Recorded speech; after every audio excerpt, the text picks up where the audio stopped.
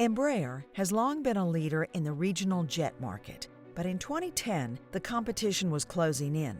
Newer, more fuel-efficient engines were threatening to unseat the Brazilian aircraft manufacturer's top-selling E-jets. To protect its profit center, Embraer needed to roll out a new generation of airplanes, and fast. So we're going to replace our cash cow. So it needed to be ready on time, because imagine that we delayed 1 year.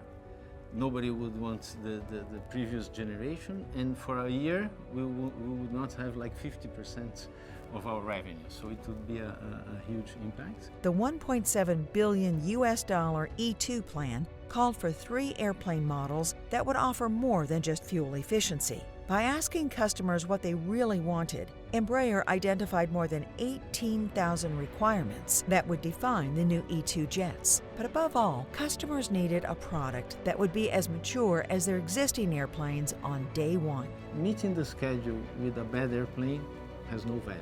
So it's really meeting all the requirements. To move quickly without risking quality or cost overruns, the team focused on testing while taking an agile approach to problem solving. It's almost like we could speak several different languages and use the right language to the right audience. And that helped tackle and manage the project as we went.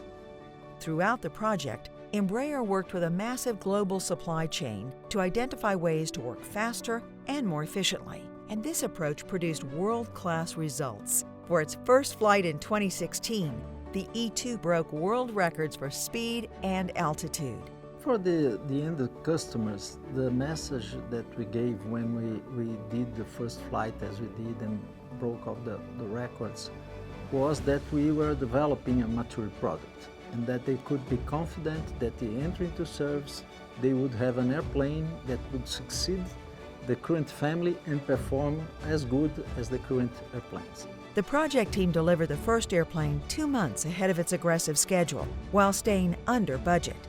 The E2 jet family has secured Embraer's leadership position in the market, bringing in more than 2/3 of the company's revenue. Plus, the project has opened the door to new partnerships across the aerospace sector. The bar, the reference bar now, is in another level. So, from my point of view, something that will really contribute for the future programs and for the overall aviation industry.